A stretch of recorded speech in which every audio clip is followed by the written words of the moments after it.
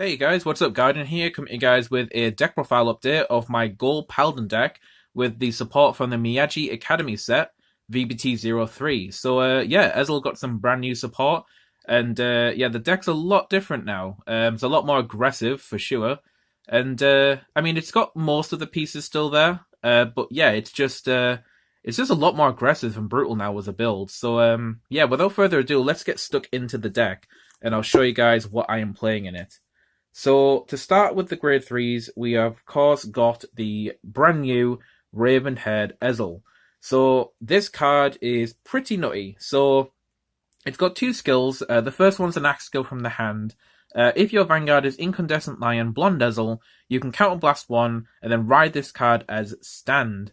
So that's pretty insane because if you're versing against Mirakumo with Zambaku, and they rest your Vanguard so it can't stand on your next turn, you can just use Raven-haired Ezel's skill to superior ride it on your main phase, and then you've got a stud Vanguard again. So yeah, it's pretty damn nice, and it's nice that they're doing that for some of the clans where they've got like ways of getting around that strategy.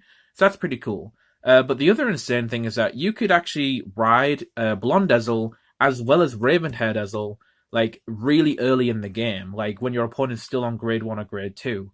I think it would really depend on if they do you extra damage, depending if you can do this or not. But yeah, for the most part, this deck's very, very rush based now. I mean, it was rush based before, but now it's like deadly sort of rushing that you're doing now. So yeah, Raven-haired Ezel, its second skill is when it attacks whilst in Vanguard, if you have Incandescent Lion Blonde Ezel in your soul, you can counterblast one, and until the end of that battle, this unit gets 15,000 power and +1 critical, and your opponent cannot call Sentinels to the Guardian Circle from their hand. So yeah, that is pretty insane. So 27 at minimal with a critical and no Sentinels. So it's essentially a waterfall skill, more or less. And I really like this for the deck because it makes it so that the Vanguard attack now becomes something that they need to care about. You know, in the Ezel deck before, the Vanguard attack was quite weak most of the time because unless you had a booster behind it, it was hitting for like 12 or maybe 20 if you had like an 8k booster. But yeah, it just wasn't too much of a worry for your opponent to worry about because most Gold Paladin builds then were just playing front triggers.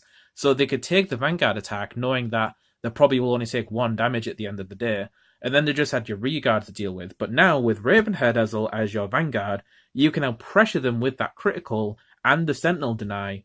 And yeah, with the trigger lineup now in the deck, we now integrate criticals into this deck now. So yeah, the Vanguard is definitely a lot more deadly than it was before, for sure. So we are definitely running the 4 copies of Raven-haired Ezel. Great addition to the deck, and I absolutely love it. So we are going to put Raven-haired just up there.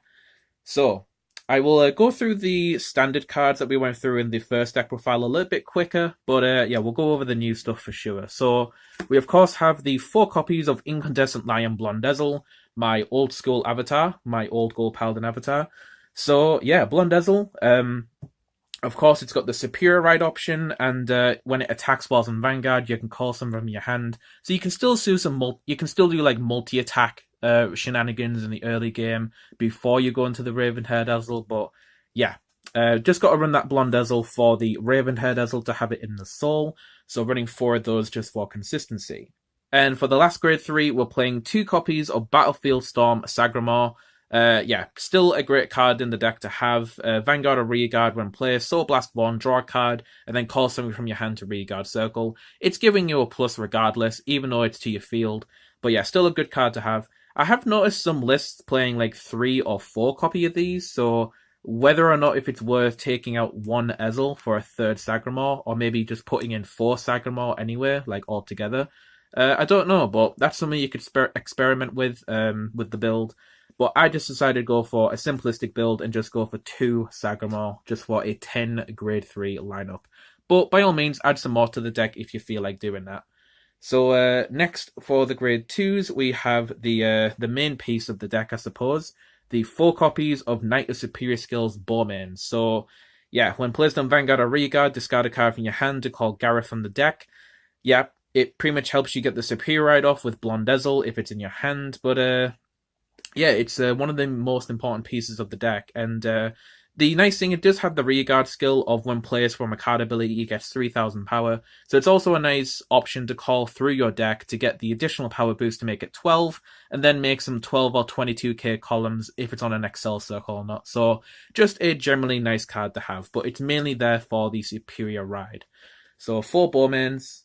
And then we have the new grade 2 of 4 copies of Flamewind Lion Wonder Ezel. So yeah, the brand new Ezel grade 2. This thing is pretty cool. So whilst in the Vanguard circle, you can Soul Blast 1 and retire a Crimson Lion Beast Howl on your rearguard circle to search your deck for Incandescent Lion Blonde Ezel and ride it as stand with Drive -1 until the end of the turn. And then you shuffle your deck. So yeah, just an alternative way to get the superior ride off with Ezel. So if you don't have Ezel in your hand for the superior ride from its own skill, you do have another way of superior riding it through the deck. You still get the -1 drive, but that's the cool thing about this, is that if you do go with either of these and get the -1 drive, you can use Ravenhead Ezel to counterblast, superior ride it from your hand, and then that takes away the negative -1 drive effect that you're getting, and then you get your twin drive back. I think overall you're still breaking even, from what I remember, but yeah, you're not plussing in any sort of way, but the twin drive is sort of making up from the minuses that you're taking to get those superior rides off, so that's pretty nice. But the second skill of Wonder Ezel is that when it's placed from anywhere, which is pretty nice, on rearguard circle, you may call a card from your hand to rearguard. So more battle phase shenanigans, which is always nice. And yeah, it's just really, really good for the deck. So I've got to play 4 copies of those. And for the last grade 2, I decided to stick with 3 copies of Vivian in the deck just because I like the fact that Vivian is just a plus in general, even though it is a counterblast and a soul blast for the skill. But I also like the fact that she gets +3, so she becomes 12. On Excel Circle, she becomes 22. I just like her overall, so it's a very solid plus, and I think 3 copies of her is respectable enough just in terms of managing your resources in this deck. So that is it for the grade 2s, and we have, last but not least, the grade 1s, besides the triggers, of course. We have the 4 copies of the brand new Crimson Lion Beast Howl. So yeah, this guy is pretty cool, and I love his artwork as well. I'm actually a huge fan of things like Wolverine and stuff like that, so yeah, things like Howl and other similar things are just really, really cool to me.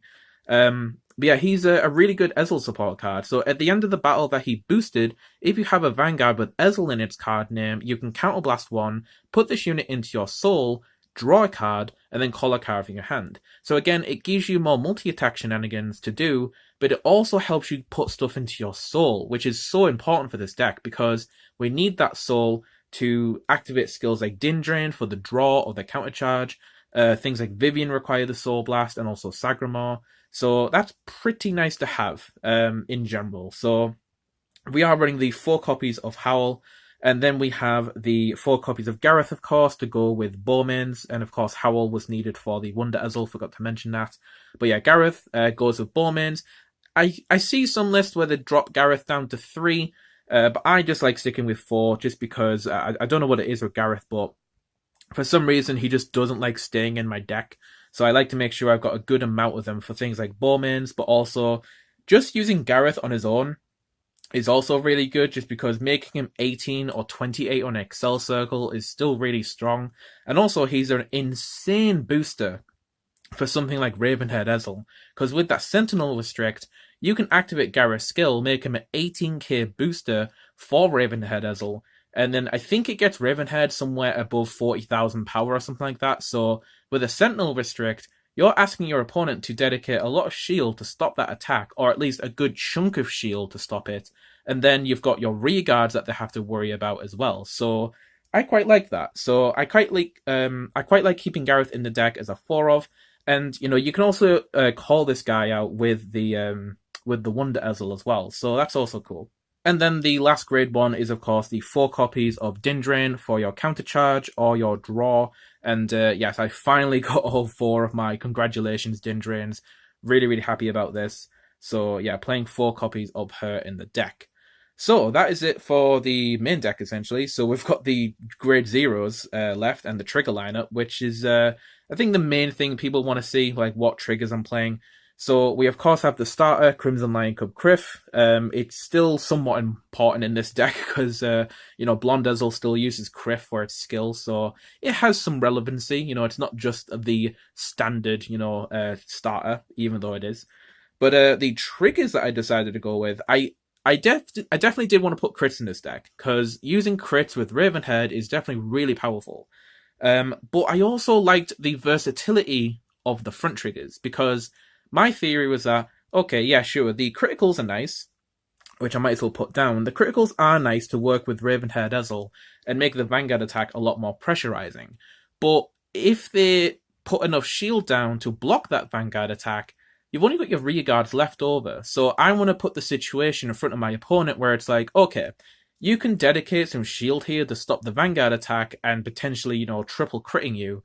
But if you do that, bear in mind that I've still got rear guards left over. So that's why I decided to keep in 4 copies of the front trigger, because I just like the diversity between them, because the crits help build pressure for my Vanguard attack, but then the fronts keep up that rear guard pressure as well, which is something I really like about this deck.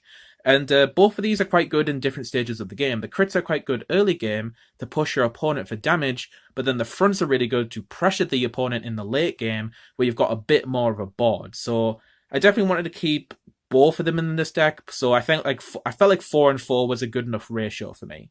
Just because obviously the last 8 cards of the deck is the 4 draw PGs with 4 Halo Shield Mark, and we've got the 4 Elixir Similia for the heal triggers. So yeah, that is the trigger lineup.